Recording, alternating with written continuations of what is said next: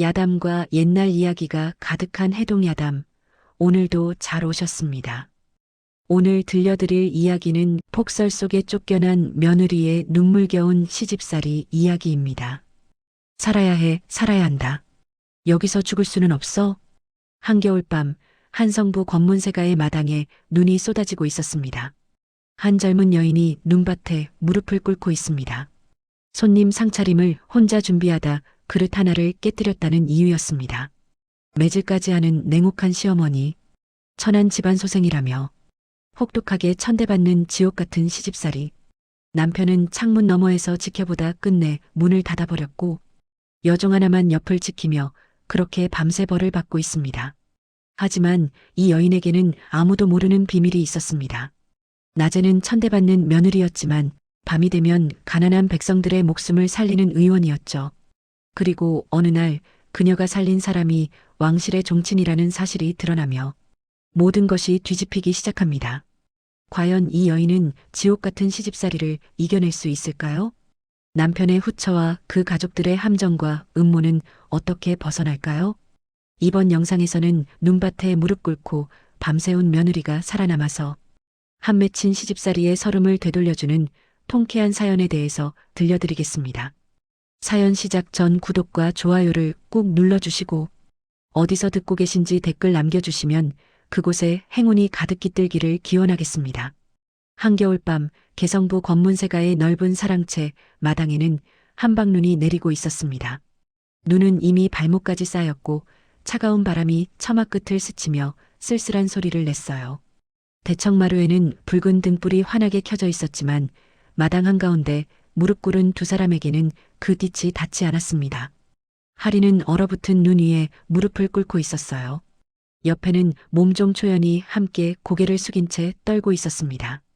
두 사람의 치맛자락은 이미 눈에 젖어 얼어붙기 시작했고 손끝은 감각을 잃어가고 있었죠.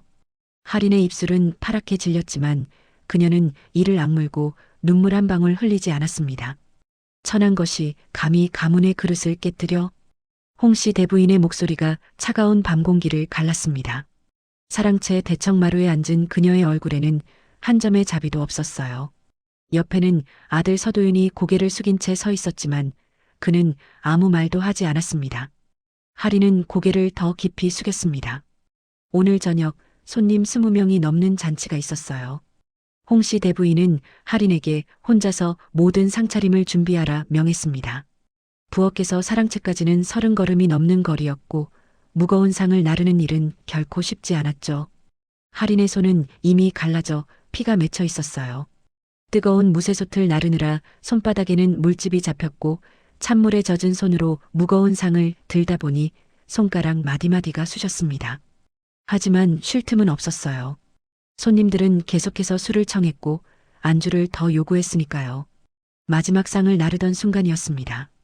하리는 대대로 내려온 청아백자 접시가 담긴 상을 조심스럽게 들고 사랑채로 향했어요. 눈이 내린 마당은 미끄러웠고 등불빛만으로는 발밑을 제대로 볼 수 없었습니다. 한 걸음, 두 걸음 조심스럽게 옮기던 하린의 발이 얼어붙은 돌에 미끄러졌죠. 짧은 비명과 함께 하린의 몸이 앞으로 쏠렸습니다. 상은 그대로 땅으로 떨어졌고 청아백자 접시가 돌바닥에 부딪히며 깨지는 소리가 밤의 고요를 깼어요. 맑고 날카로운 소리였습니다. 마치 하린의 운명이 산산조각 나는 소리 같았죠. 이것이 무슨 짓이냐? 홍씨 대부인의 고함 소리가 사랑채 안에서 울려 퍼졌습니다. 손님들의 웃음소리가 일순간 멈췄고 모두가 마당을 내려다봤어요. 하린은 황급히 무릎을 꿇고 깨진 접시 조각을 주우려 했습니다. 하지만 그녀의 손보다 먼저 홍씨 대부인의 비단신이 눈앞에 나타났죠. 감히 고개를 들지도 못할 것이. 하린은 더욱 깊이 고개를 숙였습니다. 눈 위에 떨어진 접시 조각들이 눈에 들어왔어요. 푸른 빛이 도는 백자, 세밀하게 그려진 매화 문양. 홍씨 대부인의 시할머니가 혼수로 가져온 귀한 그릇이었습니다. 이 천한 것이 의원 집안의 딸년이 감히 사대부가의 며느리 행세를 하더니 결국 본색을 드러내는구나. 홍씨 대부인의 목소리에는 쌓여있던 멸시가 고스란히 담겨 있었어요. 하리는 아무 말도 할 수 없었습니다. 변명을 한다 해도 소용없다는 걸 알았으니까요. 이 집에 들어온 지 1년 할인은 단 한 번도 인정받은 적이 없었습니다. 당장 마당에 무릎을 꿇거라. 그리고 너 초연이. 홍씨 대부인의 시선이 멀찍이 서 있던 초연에게로 향했습니다. 초연은 화들짝 놀라 무릎을 꿇었어요. 네, 마님. 내 주인년을 제대로 거들지 못한 죄가 있으니 너도 함께 벌을 받거라. 마님. 이건 제 잘못이옵니다. 초연이는 할인이 황급히 입을 열었지만 홍씨 대부인의 차가운 눈빛이 그녀의 말을 끊었습니다. 감히 어디서 입을 놀리느냐? 벌을 받는 주제에. 결국 할인과 초연은 나란히 마당 한가운데 무릎을 꿇었습니다. 손님들은 수군거리며 그 광경을 내려다봤어요. 누군가는 혀를 찾고 누군가는 고개를 저었습니다. 하지만 아무도 나서서 말리지 않았죠. 서도인은 대청마루 끝에 서서 그 모습을 지켜봤습니다. 그의 손은 미세하게 떨리고 있었어요. 한때 그는 할인의 아버지에게 의술을 배우던 제자였습니다.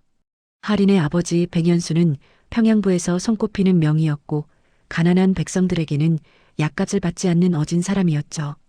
서도인은 그 은혜를 잊지 못해 스승이 세상을 떠난 뒤 홀로 남은 할인과 혼인했습니다. 아니, 그렇게 생각했어요.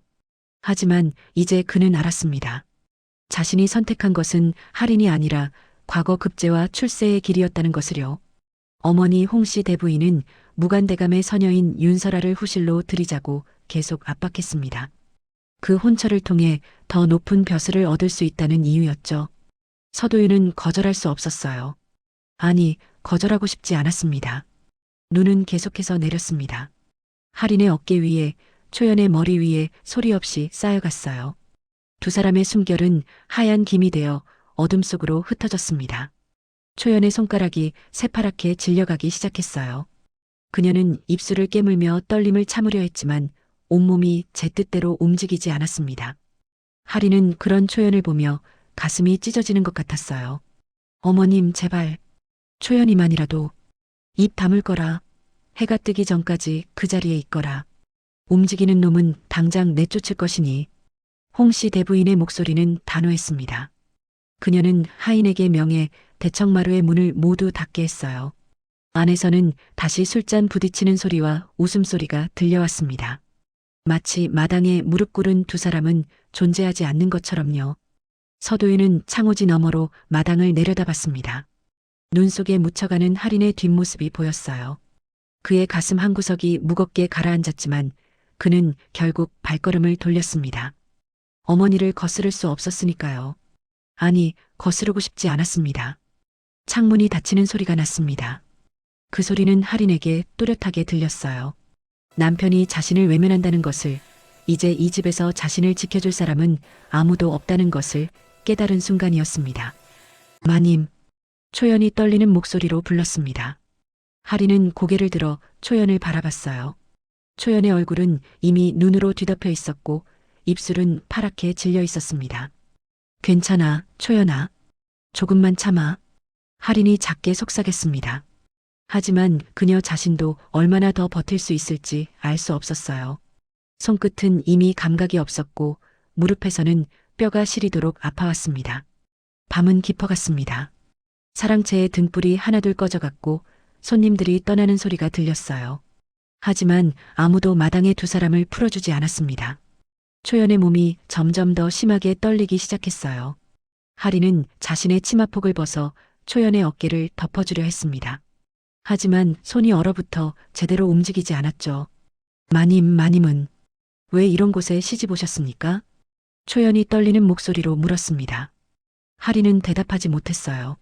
자신도 그 이유를 정확히 알 수 없었으니까요. 아버지가 돌아가신 뒤 할인에게 남은 것은 빚뿐이었습니다. 의원을 하던 집이었지만 가난한 이들에게 약값을 받지 않았던 아버지의 뜻을 따르다 보니 오히려 빚이 쌓였죠. 그때 서도윤이 나타났습니다. 스승의 은혜를 갚겠다며 혼인을 청했어요. 할인은 그것이 구원이라고 생각했습니다. 하지만 이 집에 들어온 순간부터 그녀는 깨달았어요. 이것은 구원이 아니라 또 다른 지옥이라는 것을요. 살아야 해. 할인이 중얼거렸습니다. 초연은 그 말을 듣고 고개를 들었어요. 마님, 우리가 살아야 해, 초연아. 여기서 죽을 수는 없어. 할인의 목소리에는 지금껏 없던 무언가가 담겨 있었습니다. 그것은 분노도 슬픔도 아니었어요. 그것은 의지였습니다. 살아남겠다는, 어떻게든 버티겠다는 단단한 의지였죠. 초연은 할인의 그 눈빛을 보며 고개를 끄덕였습니다. 두 사람은 다시 고개를 숙이고 눈밭에 무릎을 꿇은 채 밤을 견뎠어요. 새벽이 다가왔습니다. 동쪽 하늘이 희미하게 밝아오기 시작했어요. 눈은 여전히 내리고 있었고 두 사람의 몸은 이미 눈 속에 반쯤 묻혀 있었습니다. 그때 사랑채 문이 열리는 소리가 났습니다. 하인 하나가 나와 두 사람을 내려다봤어요. 일어나세요. 마님께서 부르세요. 하리는 일어나려 했지만 다리에 힘이 들어가지 않았습니다. 초연도 마찬가지였어요. 두 사람은 서로를 부축하며 간신히 몸을 일으켰습니다. 사랑채로 들어서자 홍씨 대부인이 대청마루에 앉아 있었습니다. 그녀의 얼굴에는 여전히 차가운 표정이 서려 있었어요. 오늘부터 더욱 정신 차리거라. 다음번에 또 이런 일이 생긴다면 그땐 용서가 없을 줄 알아라. 하리는 고개를 숙였습니다. 대답 대신 깊은 절을 올렸어요. 그녀의 온몸은 떨리고 있었지만 눈물은 흘리지 않았습니다. 방으로 돌아온 하리는 그대로 쓰러졌습니다. 초연이 황급히 이불을 덮어주며 불을 지폈어요. 하지만 하린의 몸은 쉽게 녹지 않았습니다. 손끝과 발끝은 얼어 감각이 없었고 온몸이 쑤시고 아팠죠. 마님, 이러다 큰일 나시겠습니다. 약이라도. 괜찮아, 초연아. 하린이 떨리는 목소리로 말했습니다. 그녀는 눈을 감고 아버지를 떠올렸어요. 한성부 은천골의 작은 약방 그곳에서 환자들을 돌보던 아버지의 모습이 떠올랐습니다. 아버지는 늘 말했어요. 하린아, 의원의 손은 사람을 살리는 손이란다. 그 손을 함부로 쓰면 안 된다. 하린은 어린 시절부터 아버지의 뒤를 따라다니며 약재를 익히고 침자리를 외웠습니다. 비록 여자라는 이유로 제대로 배울 수는 없었지만 그녀는 몰래 모든 것을 익혔어요. 아버지. 하린의 입에서 작은 소리가 새어나왔습니다. 그녀는 눈물을 참으며 이를 악물었어요. 아버지가 돌아가신 뒤 그녀는 단 한 번도 아버지가 가르쳐준 의술을 쓸 수 없었습니다. 이 집에서는 그녀가 의원의 딸이라는 것조차 수치로 여겼으니까요. 하지만 이날 밤 하린은 결심했습니다. 더 이상 참기만 할 수는 없다고. 살아남기 위해서는 무언가를 해야 한다고요. 그녀는 눈을 떴습니다. 창밖으로는 여전히 눈이 내리고 있었어요. 하지만 하린의 눈빛에는 지금껏 없던 빛이 서려 있었습니다. 초연아. 네, 마님.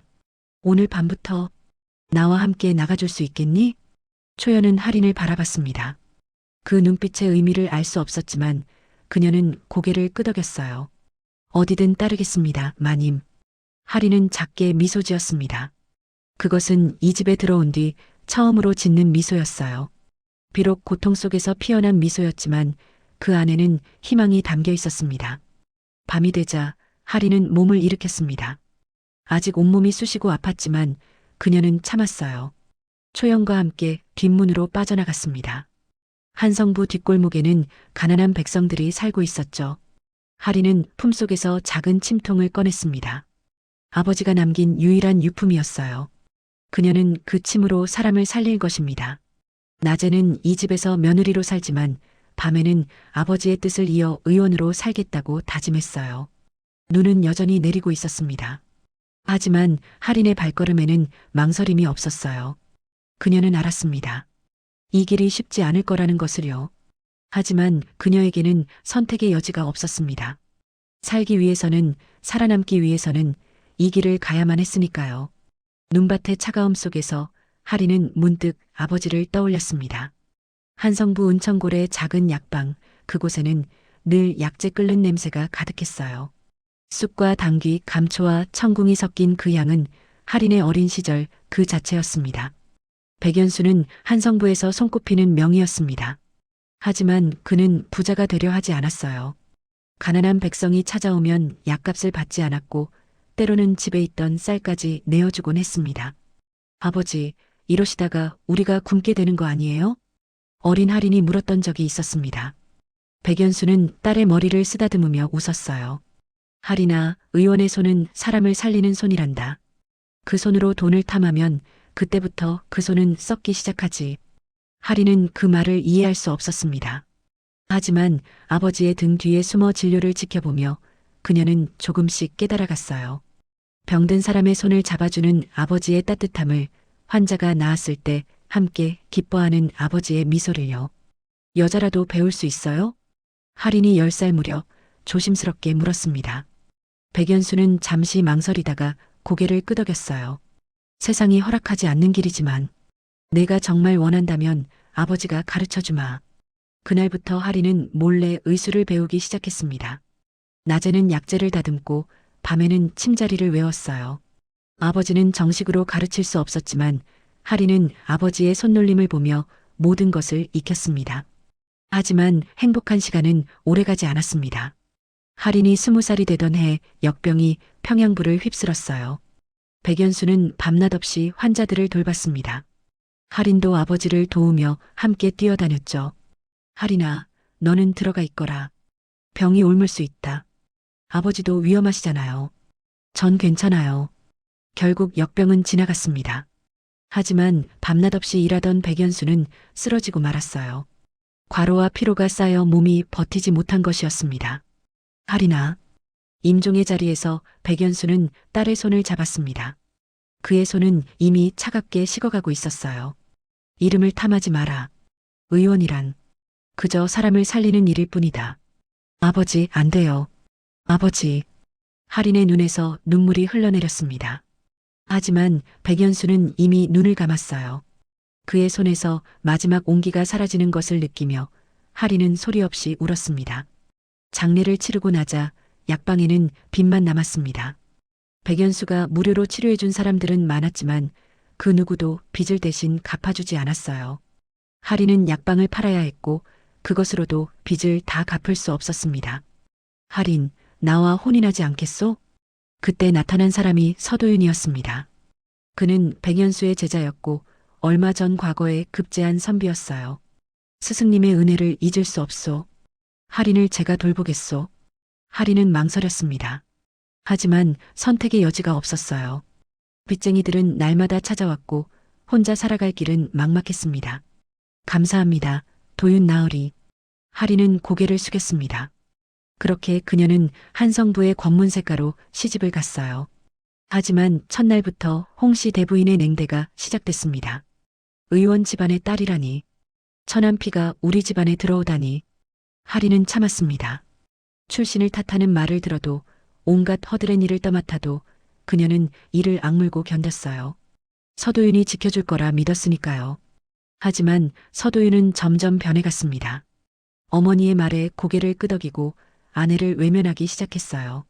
출세를 위해서는 권세 있는 집안과 손을 잡아야 한다는 어머니의 말에 그는 결국 고개를 숙였습니다. 아버지. 할인은 어둠 속에서 아버지를 불렀습니다. 이름을 탐하지 말라던 아버지의 유언이 귓가에 맴돌았어요. 하지만 이제 할인은 알았습니다. 이름을 탐하지 않는 것과 짓밟히며 사는 것은 다르다는 것을요. 아버지는 세상을 너무 선하게만 보셨습니다. 하지만 세상은 선한 사람을 지켜주지 않았어요. 죄송합니다, 아버지. 할인은 작게 중얼거렸습니다. 그녀는 더 이상 순종하기만 하는 며느리로 살지 않을 것입니다. 아버지가 남긴 침통으로 그녀는 사람을 살릴 것이에요. 그것이 이 지옥 같은 곳에서 살아남는 유일한 길이었으니까요. 약방에서 풍기던 약재 향이 코끝에 맴도는 것 같았습니다. 할인은 눈을 감았어요. 아버지의 손이 자신의 머리를 쓰다듬는 느낌이 들었습니다. 할인아, 살아라. 어떻게든 살아남아라. 그것이 아버지가 진정으로 바랐던 것일지도 몰랐습니다. 할인은 다시 눈을 떴어요. 그녀의 눈빛에는 단단한 결기가 서려 있었습니다. 초저녁이 지나고 밤이 깊어지면 할인은 조용히 방문을 열었습니다. 초연이 이미 뒷문 앞에서 기다리고 있었어요. 두 사람은 말없이 고개를 끄덕이고는 어둠 속으로 사라졌습니다. 한성부 뒷골목은 낮과는 전혀 다른 모습이었습니다.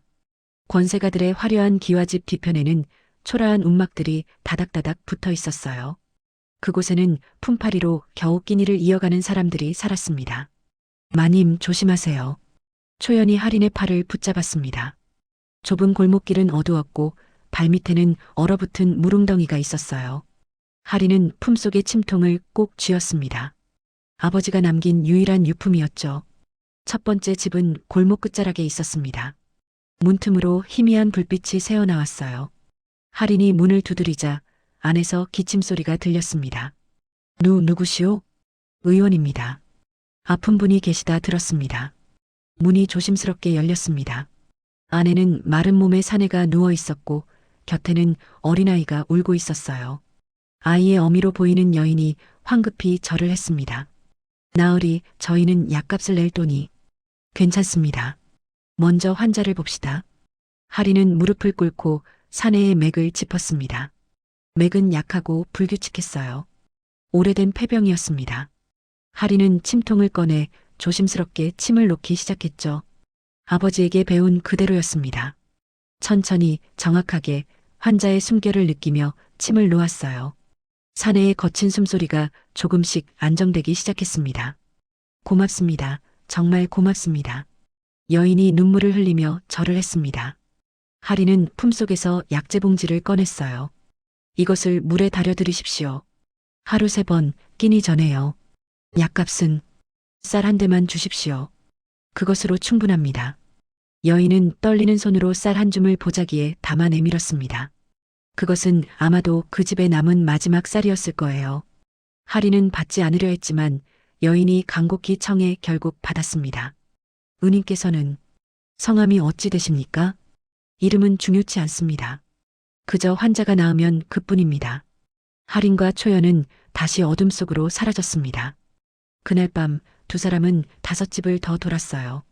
열병을 앓는 아이, 넘어져 다친 노인, 산후조리를 못한 산모까지 할인은 하나하나 정성껏 돌봤습니다. 마님, 소문이 나고 있습니다. 초연이 조심스럽게 말했습니다. 골목 사람들 사이에서 이상한 소문이 돌기 시작했다는 것이었어요. 밤에만 나타나는 선녀 의원이 있다더라. 얼굴도 제대로 보이지 않는데 침 한 번에 병이 낫는다더라. 할인은 그 소문을 들었지만 신경 쓰지 않았습니다. 중요한 것은 사람을 살리는 일이었으니까요. 하지만 그날 밤 할인은 처음으로 자신의 한계를 마주했습니다. 제발 우리 아이를 살려주세요. 한 여인이 할인의 옷자락을 붙잡았습니다. 품에 안긴 아이는 얼굴이 새빨갛게 달아오른 채 경련을 일으키고 있었어요. 할인은 황급히 아이를 살폈습니다. 열경련입니다. 빨리 열을 내려야 해요. 할인은 침을 놓고 차가운 물수건으로 아이의 이마를 식혔습니다. 한 10경쯤 지나자 아이의 경련이 멈췄어요. 여인은 눈물을 흘리며 감사 인사를 했고 할인은 안도의 한숨을 내쉬었습니다. 하지만 사흘 뒤 초연이 급한 소식을 가져왔습니다. 마님, 그 아이가 다시 경련을 일으켰다고 합니다. 할인의 얼굴이 창백해졌습니다. 그날 밤 그녀는 다시 그 집을 찾아갔어요. 아이는 여전히 열에 시달리고 있었고 경련은 더 심해진 상태였습니다. 가짜 의원이라더니 역시 그런가 봅니다. 골목 어귀에서 수군거리는 소리가 들렸습니다. 할인은 그 말을 들으며 가슴이 철렁 내려앉는 것을 느꼈어요. 그날 이후 궁에서는 은밀히 움직이는 사람들이 있었습니다. 연성군의 측근 강무진이었어요. 그는 조정의 실세이자 연성군이 가장 신뢰하는 사람이었습니다. 반드시 그 의원을 찾아내라. 얼굴은 보지 못했어도 그 손길만큼은 잊을 수 없다. 연성군의 명을 받은 강무진은 한성부 뒷골목을 샅샅이 뒤졌습니다. 그리고 마침내 실마리를 찾았어요. 밤선녀 의원이라. 흥미롭군. 강무진은 골목 사람들의 증언을 모았습니다. 그리고 그날 밤 연성군을 살린 의원의 침법을 떠올렸어요. 그 손놀림, 정확한 혈자리 파악, 침을 놓는 속도와 깊이, 모든 것이 누군가를 떠올리게 했습니다. 설마 백연수 대인의 강무진은 어린 시절을 떠올렸습니다. 20에도 더 전 그는 역병에 걸려 죽어가던 아이였어요. 그때 자신을 살린 사람이 바로 한성부의 명예 백연수였습니다. 그 손길을 강무진은 결코 잊지 못했죠. 그 침법, 틀림없다. 강무진은 백연수에게 딸이 있었다는 것을 기억해냈습니다. 그리고 그 딸이 한성부의 어느 권문색가로 시집갔다는 소문도 들었어요. 알아보아라. 백연수 대인의 딸이 어디 시집 갔는지. 며칠 뒤 강무진은 답을 얻었습니다. 할인이라는 이름의 여인 서도윤의 집으로 시집간 그녀가 바로 백연수의 딸이었어요. 그렇다면 강무진은 조심스럽게 그 집을 살피기 시작했습니다. 그리고 마침내 확신을 얻었어요. 밤마다 뒷문으로 나가는 여인의 뒷모습을 보았을 때였습니다. 하지만 그날 밤 강무진이 할인을 찾아가려 했을 때 이미 일은 벌어진 뒤였습니다. 어머님, 마님께서 밤마다 몰래 집을 나가십니다. 설아가 홍씨 대부인 앞에 무릎을 꿇고 고했습니다. 홍씨 대부인의 얼굴이 굳어졌어요. 무엇이라? 밤마다? 네, 어머님. 처음에는 제가 잘못 본 줄 알았습니다. 하지만 여러 날 밤을 지켜본 결과 마님께서는 몸종 초연과 함께 뒷문으로 빠져나가십니다. 감히 그 천한 것이. 홍씨 대부인은 즉시 하인들을 불렀습니다. 그날 밤 할인이 돌아왔을 때 방문 앞에는 이미 사람들이 기다리고 있었어요. 당장 들어가거라. 할인은 방 안으로 밀려 들어갔습니다. 그리고 뒤에서 문이 닫히는 소리, 자물쇠가 채워지는 소리가 들렸어요. 마님, 초연이 밖에서 외쳤지만 문은 열리지 않았습니다. 할인은 문을 두드렸어요. 어머님, 어머님 말씀 좀 들어주십시오. 입 다물 거라. 내가 무슨 짓을 했는지 모두 알고 있다. 내일 아침 도련님께서 돌아오시면 그때 내 입으로 직접 말해보거라. 홍씨 대부인의 목소리는 차갑기만 했습니다. 발소리가 멀어지고 할인은 그대로 주저앉았어요. 마님, 마님. 초연이 문 밖에서 울고 있었습니다. 할인은 떨리는 손으로 문을 쓰다듬었어요. 초연아, 괜찮아. 나는 괜찮아. 하지만 괜찮지 않았습니다. 자물쇠가 채워진 방 창문에는 나무 덧문이 닫혀 있었어요. 할인은 완전히 갇힌 것이었습니다. 밤은 깊어갔습니다. 할인은 어둠 속에 앉아 무릎을 껴안았어요. 손톱으로 문을 긁어보았지만 문은 꿈쩍도 하지 않았습니다. 다음 날 아침 문이 열렸습니다. 하지만 들어온 사람은 홍씨 대부인도 서도윤도 아니었어요. 윤설아였습니다. 마님, 밥을 가져왔습니다. 설아는 공손하게 말했지만 그녀의 눈빛에는 승리의 빛이 담겨 있었습니다. 할인은 밥그릇을 받지 않았어요. 무슨 속셈입니까? 속셈이라니요? 저는 그저 마님을 걱정할 뿐입니다. 설아는 방문을 닫고 할인 곁에 앉았습니다. 그리고 낮은 목소리로 속삭였어요.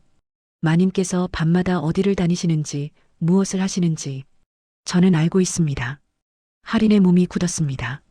설아는 계속 말을 이었어요. 백성들을 치료하신다지요? 참 대단하십니다. 하지만 어머님께서 아신다면 어찌 되실까요? 도련님께서는 벼슬길에 오르셨는데 그 부인이 천한 백성들과 어울려 다닌다는 소문이 퍼진다면 도련님의 앞길은 어찌 되겠습니까? 설아의 말은 칼날처럼 날카로웠습니다. 할인은 입술을 깨물었어요. 하지만 마님, 방법이 하나 있습니다. 설아가 몸을 더 가까이 기울였습니다. 촛불빛에 비친 그녀의 얼굴은 묘하게 일그러져 보였어요. 조용히 이 집을 떠나십시오. 스스로 화를 자청해 쫓겨나는 것처럼 꾸미신다면 저는 마님의 비밀을 지켜드리겠습니다. 떠나라고요? 네. 그것이 마님을 위하는 길입니다. 여기 계시면 더 큰 화를 당하실 겁니다. 설아는 그렇게 말하고는 일어섰습니다. 문을 나서기 전 그녀는 다시 한번 돌아봤어요. 하루만 생각해 보십시오. 내일 이맘때 다시 오겠습니다. 문이 닫히고 다시 자물쇠 소리가 났습니다. 할인은 그대로 멍하니 앉아 있었어요. 떠나라. 조용히 사라지라. 그것이 살 수 있는 길이라고 설아는 말했습니다. 하지만 할인은 알고 있었어요. 설아가 원하는 것은 자신이 사라지는 것이라는 것을요. 정실의 자리를 차지하기 위해서였습니다. 마님, 문 밖에서 초연의 목소리가 들렸습니다. 초연은 밤새 그 자리를 지키고 있었던 거예요. 초연아. 네, 마님. 나는 어찌해야 할까? 초연은 한참 동안 대답하지 못했습니다. 그녀 역시 답을 알 수 없었으니까요. 밤이 되었습니다. 할인은 창문 틈으로 새어 들어오는 달빛을 바라봤어요. 저 밖에는 자신을 기다리는 사람들이 있었습니다. 병든 아이, 다친 노인, 산후조리를 못한 산모들. 하지만 여기서 도망친다면 그들은 어찌 될까요? 아버지.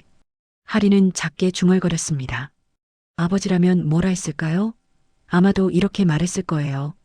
하리나, 내가 살아야 한다. 내가 살아야 다른 사람도 살릴 수 있단다. 하지만 하리는 알았습니다. 도망치는 것이 사는 것은 아니라는 것을요. 다음 날 설아가 다시 왔습니다. 마님, 결정하셨습니까? 하리는 천천히 고개를 들었습니다. 그녀의 눈빛은 어제와 달랐어요. 흔들림이 없었습니다. 거절하겠습니다. 설아의 얼굴이 굳었습니다. 마님, 그럼 제가 무슨 잘못을 했는지 모르겠습니다. 하지만 도망치지는 않겠습니다. 후회하실 겁니다. 설아는 차갑게 말하고는 방을 나갔습니다. 하리는 그 뒷모습을 보며 주먹을 쥐었어요. 떨림은 있었지만 후회는 없었습니다. 그날 밤 설아는 홍씨 대부인을 찾아갔습니다. 어머님, 마님께서 밤마다 천한 백성들을 치료하러 다니셨다고 합니다. 무엇이라? 홍씨 대부인의 얼굴이 새빨갛게 달아올랐습니다. 뿐만 아니라 어머님을 독살하려 했던 것 같습니다. 독살? 네. 마님께서 어머님께 드린 약에 이상한 가루가 섞여 있었습니다. 설아는 품에서 작은 봉지를 꺼냈습니다. 그 안에는 독초가루가 들어 있었어요. 물론 그것은 설아가 직접 준비한 것이었지만 홍씨 대부인은 알 리 없었습니다. 당장 관아에 고하겠다. 어머님, 잠시만요. 이 일이 알려지면 도련님의 명예에도 해가 됩니다. 설아는 조심스럽게 말했습니다. 하지만 그녀의 눈빛에는 계산된 냉정함이 담겨 있었어요. 일단 마님을 불러 따지십시오. 그리고 도련님께서 판단하시게 하는 것이. 홍씨 대부인은 고개를 끄덕였습니다. 다음 날 아침 하리는 사랑채로 끌려갔어요. 이것이 무엇이냐? 홍씨 대부인이 독초 봉지를 내던졌습니다. 하리는 그것을 보고 얼굴이 창백해졌어요. 저는 그런 적 없습니다. 이것이 내 방에서 나왔다. 감히 시어미를 독살하려 했느냐? 하리는 설아를 바라봤습니다. 설아는 고개를 숙이고 있었지만 입가에 희미한 미소가 번지고 있었어요. 바로 그때 대문이 요란하게 열렸습니다. 홍씨 대부인 댁이 어디냐? 낯선 목소리가 울려 퍼졌습니다. 그리고 군관들이 들이닥쳤어요. 그 뒤를 따라 들어온 사람은 강무진이었습니다. 강무진이 사랑채로 들어서자 모든 사람의 시선이 그에게 집중됐습니다. 그의 뒤에는 군관 서너 명이 따라왔고 그들의 손에는 칼이 들려 있었어요. 누구시오? 홍씨 대부인이 당황한 목소리로 물었습니다. 강무진은 허리를 굽혀 예를 표했어요. 조정 대신 강무진이라 하옵니다. 연성군 대감마님의 명을 받들어 왔습니다. 연성군이라니 무슨 일로? 이 집에 찾는 사람이 있습니다. 강무진의 시선이 하린에게로 향했습니다. 하린은 그 눈빛을 보며 가슴이 철렁 내려앉는 것을 느꼈어요. 그가 누구인지 무엇 때문에 왔는지 알 수 없었으니까요. 저분이 백연수 대인의 따님이 맞습니까? 강무진이 물었습니다. 홍씨 대부인은 잠시 망설이다 고개를 끄덕였어요. 그렇소이다만. 그렇다면 잠시 할 말씀이 있습니다. 강무진은 하린에게 다가갔습니다. 그리고 무릎을 꿇고 깊이 절을 올렸어요. 대인께서 20회 전 이 목숨을 살려주셨습니다. 그 은혜를 잊지 못하고 있었는데 따님께서 연성군 대감마님의 목숨까지 살려주셨다 하니 이 은혜를 어찌 갚아야 할지 모르겠습니다. 사랑채가 술렁였습니다. 홍씨 대부인의 얼굴이 하얗게 질렸어요. 설아는 당황한 표정으로 뒤로 물러섰습니다. 잠깐만. 무슨 말씀이신지. 홍씨 대부인이 끼어들려 했지만 강무진은 손을 들어 제지했습니다. 열흘 전 연성군 대감마님께서 길에서 쓰러지셨을 때 어느 의원이 나타나 목숨을 구했습니다. 그 의원을 찾던 중 이곳까지 오게 되었습니다. 강무진은 천천히 일어섰습니다. 그리고 품에서 약재 봉지를 꺼냈어요. 이것은 그날 밤 받은 약재입니다. 이 약재를 만들 수 있는 사람은 한성부에서는 백연수 대인 한 분뿐이었습니다. 하리는 그 약재 봉지를 보며 숨이 멎는 듯 했습니다. 자신이 건넨 것이 분명했어요. 하지만 대인께서는 이미 세상을 떠나셨습니다. 그렇다면 이 약재를 만들 수 있는 사람은 대인께 직접 배운 분일 것입니다. 강무진의 시선이 다시 하린에게로 향했습니다. 따님께서 그날 밤 연성군을 구하신 분이 맞습니까? 하리는 대답할 수 없었습니다. 인정하면 밤마다 집을 나간 것을 시인하는 셈이었고 부인하면 거짓말이 되었으니까요. 바로 그때 홍씨 대부인이 벌떡 일어섰습니다. 아니옵니다.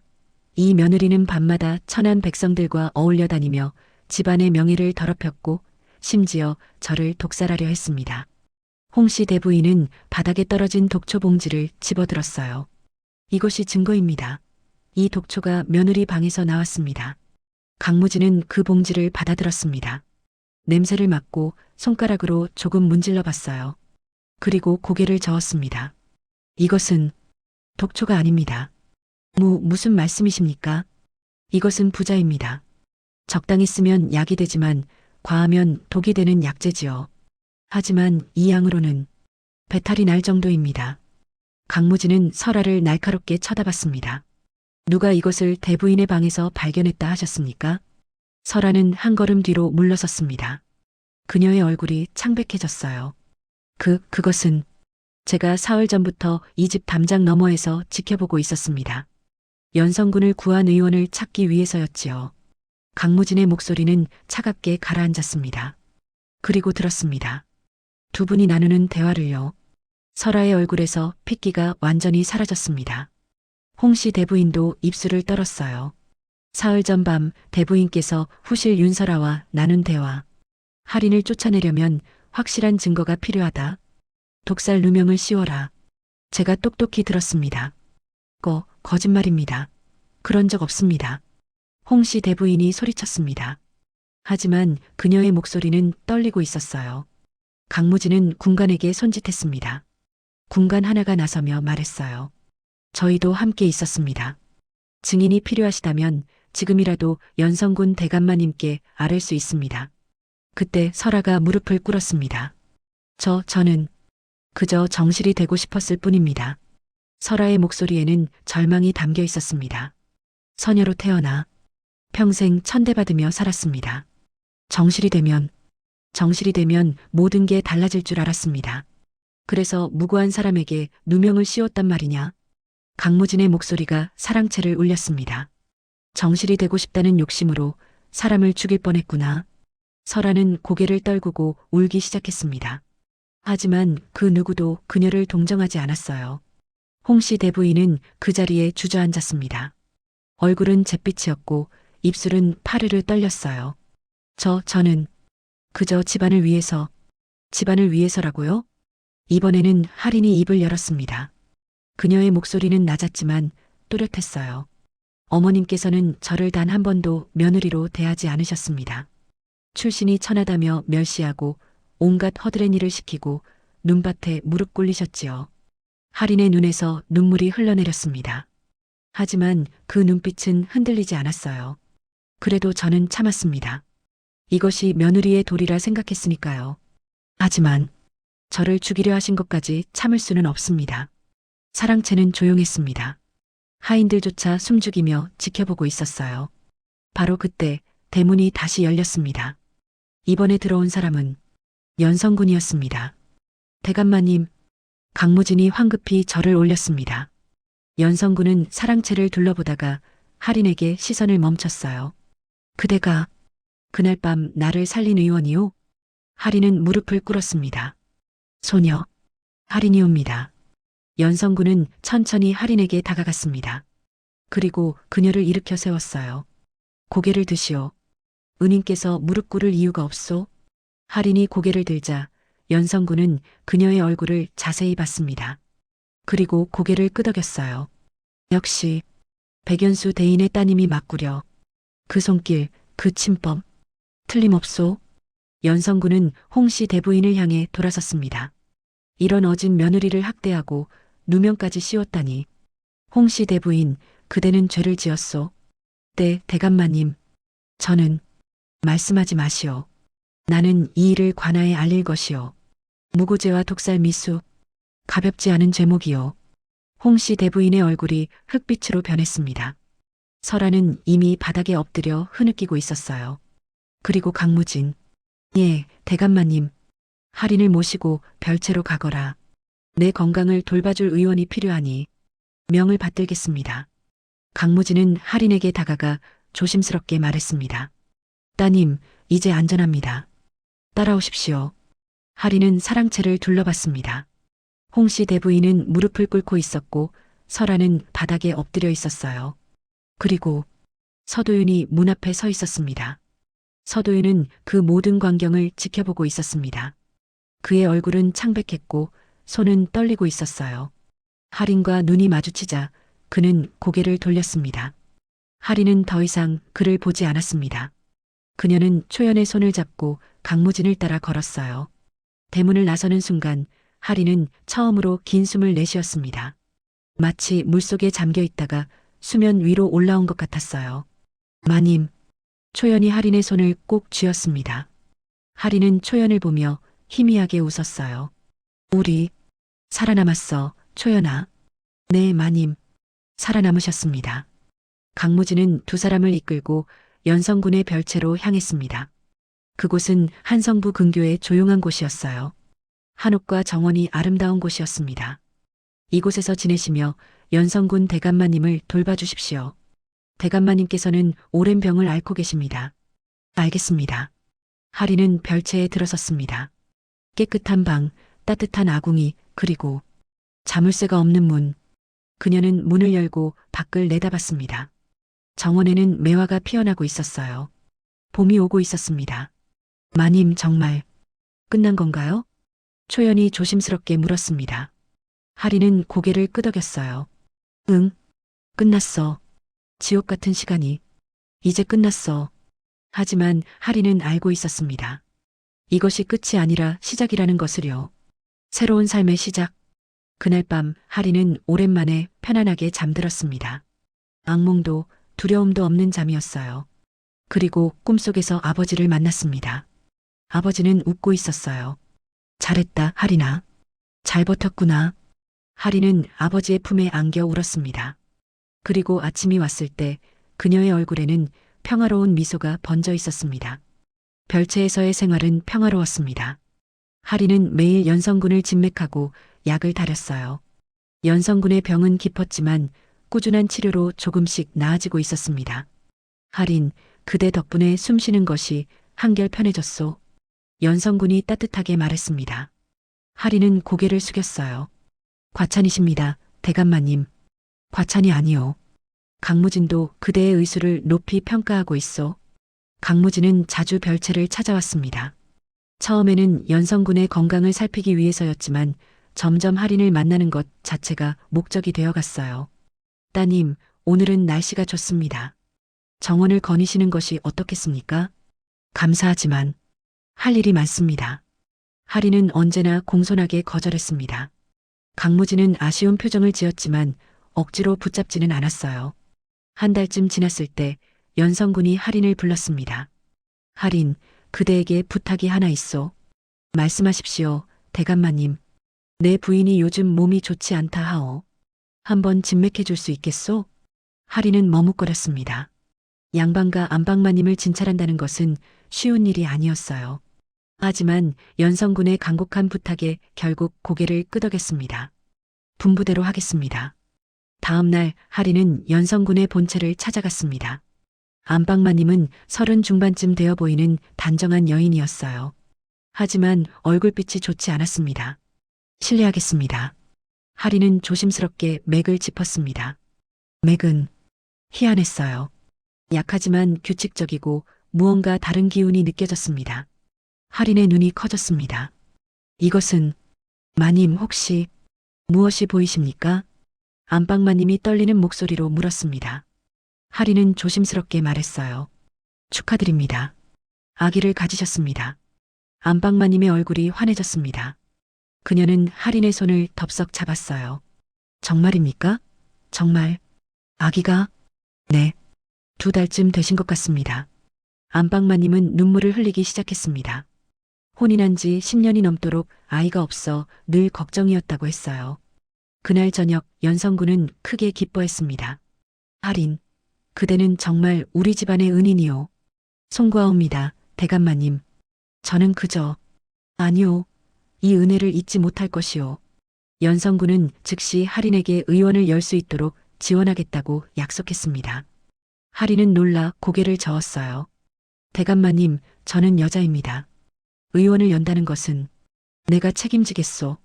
그대는 그저 하고 싶은 일을 하시오. 할인의 가슴이 뛰었습니다. 평생의 꿈이었어요. 아버지처럼 사람을 살리는 의원이 되는 것. 감사합니다, 대감마님. 한 달 뒤 개성부 근교에 작은 의원이 문을 열었습니다. 이름은 재생당이었어요. 할인은 그곳에서 가난한 백성들을 돌봤습니다. 약값은 여전히 쌀이나 떡으로 받았고 때로는 아무것도 받지 않았습니다. 선녀 의원이 의원을 열었다더라. 이제는 얼굴도 볼 수 있다니. 사람들이 구름처럼 몰려왔습니다. 할인은 밤낮 없이 환자를 돌봤어요. 초연도 함께 일했습니다. 어느 날 저녁 강무진이 재생당을 찾아왔습니다. 따님, 너무 무리하시는 것 아니십니까? 괜찮습니다. 이것이 제가 하고 싶던 일입니다. 강무진은 할인을 바라봤습니다. 등불빛에 비친 그녀의 얼굴은 지쳐 있었지만 눈빛만은 살아 있었어요. 따님, 네, 한 가지 여쭙고 싶은 것이 있습니다. 강무진은 잠시 망설이다가 입을 열었습니다. 혼인에 대해 생각해 보신 적이 있으십니까? 할인의 손이 멈췄습니다. 그녀는 천천히 강무진을 바라봤어요. 저는 이미 한 번 혼인했습니다. 그리고 그것이 어떤 것인지 알고 있습니다. 그때와는 다를 것입니다. 강무진의 목소리는 진지했습니다. 저는 따님을 존중합니다. 따님의 의술도 따님의 뜻도 모든 것을 존중하겠습니다. 할인은 대답하지 못했습니다. 또다시 누군가에게 의지한다는 것이, 또다시 누군가의 아내가 된다는 것이 두려웠으니까요. 천천히 생각하십시오. 저는 기다리겠습니다. 강무진은 그렇게 말하고 돌아갔습니다. 그날 밤 할인은 잠들지 못했습니다. 창밖으로는 달빛이 쏟아지고 있었어요. 마님, 주무셔야 합니다. 초연이 걱정스럽게 말했습니다. 할인은 고개를 끄덕였어요. 응, 조금만 있다가. 바로 그때 마당에서 이상한 소리가 들렸습니다. 할인은 귀를 기울였어요. 발소리였습니다. 그것도 여러 명이. 초연아, 불을 꺼. 할인이 작게 속삭였습니다. 초연은 황급히 촛불을 끄고 두 사람은 어둠 속에 숨었어요. 대문이 조용히 열리는 소리가 났습니다. 그리고 검은 옷을 입은 사내들이 마당으로 들어왔습니다. 손에는 칼이 들려 있었어요. 찾았다. 저 방이다. 낮은 목소리가 들렸습니다. 할인의 심장이 미친 듯이 뛰기 시작했어요. 마님, 뒷문으로. 초연이 속삭였지만 이미 늦었습니다. 방문이 벌컥 열리며 사내들이 들이닥쳤어요. 할인이라는 년이 내냐? 할인은 초연을 뒤로 밀고 앞으로 나섰습니다. 그렇습니다. 무슨 일이십니까? 말이 많구나. 사내 하나가 칼을 휘둘렀습니다. 할인은 옆으로 몸을 피했지만 팔에 칼끝이 스치며 피가 흘러내렸어요. 마님, 초연이 비명을 질렀습니다. 그리고 자신의 몸으로 할인을 감쌌어요. 초연아, 안 돼. 하지만 초연은 물러서지 않았습니다. 사내의 칼이 다시 내려오는 순간이었습니다. 감히. 문이 부서지며 강무진이 뛰어들어왔습니다. 그의 뒤에는 군관들이 따라왔어요. 강무진의 칼이 번쩍였습니다. 순식간에 자객 하나가 쓰러졌고 나머지는 도망쳤어요. 하지만 한 명이 할인을 향해 마지막으로 칼을 던졌습니다. 강무진이 할인 앞으로 뛰어들었습니다. 칼이 그의 팔을 스치며 피가 튀었어요. 대감마님, 할인이 강무진을 부축했습니다. 강무진은 고통스러운 표정으로 웃었어요. 괜찮습니다. 따님은 무사하십니까? 저는 괜찮습니다. 하지만 대감마님께서. 할인은 황급히 강무진의 상처를 살폈습니다. 깊지는 않았지만 출혈이 심했어요. 움직이지 마십시오. 할인은 침통을 꺼내 지혈 혈자리에 침을 놓았습니다. 그리고 천으로 상처를 감았어요. 따님, 강무진이 할인의 손을 잡았습니다. 그의 손은 피로 젖어 있었지만 따뜻했어요. 또 버림받을까 두려우셨지요? 할인은 대답하지 못했습니다. 강무진은 계속 말을 이었어요. 저는 따님을 버리지 않겠습니다. 목숨을 걸고 지키겠습니다. 오늘 이것으로 증명했다고 생각해 주십시오. 할인의 눈에서 눈물이 흘러내렸습니다. 그것은 슬픔의 눈물이 아니었어요. 안도의 그리고 감사의 눈물이었습니다. 감사합니다. 정말 감사합니다. 할인의 목소리는 떨렸습니다. 다음 날 자객들의 배우가 밝혀졌습니다. 옥에 갇힌 윤설아가 보낸 것이었어요. 복수를 위해 마지막 남은 돈을 모두 써서 자객을 보낸 것이었습니다. 미친 것이로구나. 연성군이 한숨을 내쉬었습니다. 설아는 결국 옥중에서 스스로 목숨을 끊었어요. 홍씨 대부인도 병들어 세상을 떠났습니다. 할인은 그 소식을 듣고도 아무 감정이 들지 않았습니다. 이미 그들은 할인의 삶에서 사라진 사람들이었으니까요. 며칠 뒤 할인은 강무진의 청을 받아들였습니다. 혼인하겠습니다. 강무진의 얼굴이 환해졌습니다. 그는 할인의 손을 조심스럽게 잡았어요. 행복하게 해드리겠습니다. 저도 노력하겠습니다. 할인은 희미하게 웃었습니다. 이번에는 달랐어요. 이번에는 진짜였습니다. 봄이 깊어지고 있었습니다. 재생당 마당에는 복숭아꽃이 만발했고 따뜻한 바람이 불어왔어요. 할인은 마루에 앉아 약재를 다듬고 있었습니다. 마님, 오늘도 환자가 많습니다. 초연이 웃으며 말했습니다. 재생당은 이제 개성부에서 가장 유명한 의원이 되었어요. 가난한 사람도 부유한 사람도 모두 할인을 찾았습니다. 좋은 일이지, 초연아. 할인도 미소 지었습니다. 그녀의 얼굴에는 평화로움이 깃들어 있었어요. 한 달 뒤 할인과 강무진의 혼례가 열렸습니다. 성대하지는 않았지만 따뜻했어요. 연성군이 직접 참석했고 재생당에서 치료받은 백성들도 모두 모여 축하했습니다. 할인. 강무진이 할인의 손을 잡았습니다. 그의 손은 따뜻했어요. 앞으로도 그대가 하고 싶은 일을 하십시오. 제가 옆에서 지키겠습니다. 감사합니다. 할인의 목소리는 잔잔했지만 그 안에는 깊은 감사가 담겨 있었습니다. 혼례 뒤 할인은 재생당을 더욱 크게 키웠습니다. 이제는 굶주린 이들에게 죽 한 그릇도 내어주었어요. 강무진은 그런 할인을 묵묵히 지원했습니다. 부인, 무리하지 마십시오. 괜찮아요. 이것이 제가 살아가는 방식입니다. 강무진은 할인을 보며 미소 지었습니다. 그는 정말로 할인을 존중했어요. 그녀의 뜻을, 그녀의 삶을 있는 그대로 받아들였습니다. 한편 옥에 갇혔던 윤설아는 결국 스스로 목숨을 끊었습니다. 정실이 되겠다는 야망도 복수하겠다는 집념도 모두 허망하게 끝난 것이었어요. 불쌍한 사람이었습니다. 할인이 그 소식을 듣고 조용히 말했습니다. 미움은 없었어요. 다만 안타까움만 남았습니다.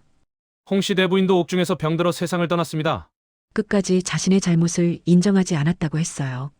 할인은 그 소식에도 눈물 한 방울 흘리지 않았습니다. 이제 정말 끝났구나. 초연이 옆에서 말했습니다. 할인은 고개를 끄덕였어요. 응, 이제 새로운 시작이야. 서도윤은 모든 것을 잃었습니다. 벼슬도 어머니도 후실도 모두 사라졌어요. 그는 결국 한성부를 떠나 깊은 산속으로 들어갔습니다. 산중 암자에서 서도윤은 날마다 참회했습니다. 아내를 지키지 못한 것을, 어머니의 악행을 막지 못한 것을 뼈저리게 후회했어요.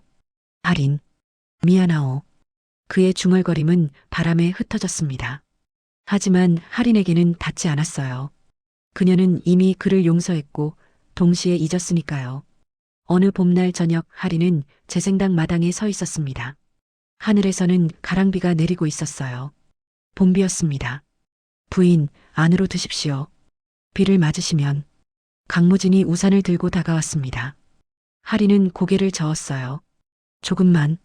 조금만 더 있고 싶어요. 할인은 손을 내밀어 빗방울을 받았습니다. 차갑고 부드러운 빗방울이 손바닥에 떨어졌어요. 아버지. 할인은 작게 중얼거렸습니다. 그리고 재생당 한쪽에 마련된 작은 위패를 바라봤어요. 아버지 백연수의 위패였습니다. 아버님, 저 사람을 살리며 살아가고 있습니다. 할인의 목소리는 떨렸습니다. 힘들 때도 있었고 무서울 때도 있었습니다. 하지만 포기하지 않았습니다. 빗방울이 할인의 뺨을 타고 흘러내렸습니다. 그것이 빗물인지 눈물인지 구분할 수 없었어요. 이제는 행복합니다. 아버님께서 바라시던 대로 저는 사람을 살리며 살고 있습니다. 강무진은 조용히 할인 곁에 서서 함께 비를 맞았습니다. 그는 아무 말도 하지 않았어요. 그저 곁에 있어줄 뿐이었습니다. 초연도 처마 밑에서 그 모습을 지켜봤습니다. 그녀의 눈에도 눈물이 맺혔어요. 마님, 정말 행복하시길. 봄비는 밤새도록 내렸습니다. 처마 끝에서 떨어지는 빗방울 소리가 고요한 밤을 채웠어요. 다음 날 아침 하리는 일찍 일어나 환자들을 맞았습니다. 첫 번째 환자는 어린아이를 아는 여인이었어요. 선생님, 아이가 열이 나서. 걱정 마십시오. 제가 살펴보겠습니다. 하리는 아이를 살피고 침을 놓았습니다. 정확하고 부드러운 손길이었어요. 아이의 열이 내리기 시작하자 어미는 눈물을 흘리며 감사 인사를 했습니다. 은인이십니다. 정말 은인이십니다. 하리는 고개를 저었습니다. 아닙니다. 저는 그저 사람을 살리는 의원일 뿐입니다. 그날도 그 다음 날도 하리는 재생당에서 환자들을 돌봤습니다. 밤이 되면 강무진과 함께 정원을 거닐었고 초연과 함께 차를 마셨어요. 평범하지만 행복한 날들이었습니다. 어느 날 연성군이 재생당을 찾아왔습니다. 그의 부인도 함께였어요. 부인의 배는 이제 제법 불러 있었습니다. 하린, 그대 덕분에 우리 부부가 아이를 갖게 되었소. 다행입니다, 대감마님. 아니요. 이것은 다행이 아니라 기적이요. 그대가 만든 기적이요. 연성군은 하린에게 깊이 절을 올렸습니다. 하린은 황급히 연성군을 일으켜 세웠어요. 너무 과분한 말씀이십니다. 과분하지 않소. 그대는 정말로 많은 사람을 살리고 있소. 연성군 부부가 돌아간 뒤 하린은 마당에 앉아 하늘을 바라봤습니다. 파란 하늘에는 하얀 구름이 떠 있었어요. 마님, 무슨 생각하세요? 초연이 물었습니다. 하린은 미소 지었어요. 그냥 감사하다는 생각. 감사요? 응. 살아있다는 것, 사람을 도울 수 있다는 것, 그리고 곁에 있어줄 사람들이 있다는 것. 초연은 하린의 손을 꼭 잡았습니다. 저도 감사합니다, 마님. 마님을 따를 수 있어서. 두 사람은 말없이 앉아 봄바람을 맞았습니다. 그날 저녁 하린은 다시 아버지의 위패 앞에 섰습니다. 그리고 조용히 말했어요. 아버님, 저는 이제 알았습니다. 의원이란 완벽한 사람이 아니라는 것을요. 하린은 촛불을 켰습니다. 따뜻한 빛이 위패를 비췄어요. 실수도 하고 부족하기도 합니다. 하지만 끝까지 포기하지 않고 사람을 살리려 노력하는 것. 그것이 진짜 의원이라는 것을요. 촛불이 흔들렸습니다. 마치 아버지가 대답하는 것 같았어요. 그리고 아버님, 저는 이제 행복합니다. 정말로요. 하리는 미소 지으며 위패에 절을 올렸습니다. 밤은 깊어갔습니다. 재생당의 등불은 여전히 환하게 빛났고 그 빛은 어둠 속에서 길을 잃은 이들에게 희망이 되었어요. 하린의 삶도 그랬습니다. 어둠 속에서 시작되었지만 결국 빛을 찾았고 이제는 다른 이들에게도 빛이 되어주고 있었습니다. 선한 마음을 잃지 않으면 하늘이 알아준다는 말. 하린은 그것을 믿었습니다. 그리고 그 믿음으로 오늘도 사람을 살리며 살아갈 것입니다. 봄비가 그치고 하늘에 무지개가 떴습니다. 7빛깔 무지개가 재생당 위를 아름답게 수놓았어요. 하린은 그 무지개를 보며 조용히 웃었습니다. 새로운 시작, 그리고 영원한 약속. 오늘 이야기까지입니다. 감사합니다.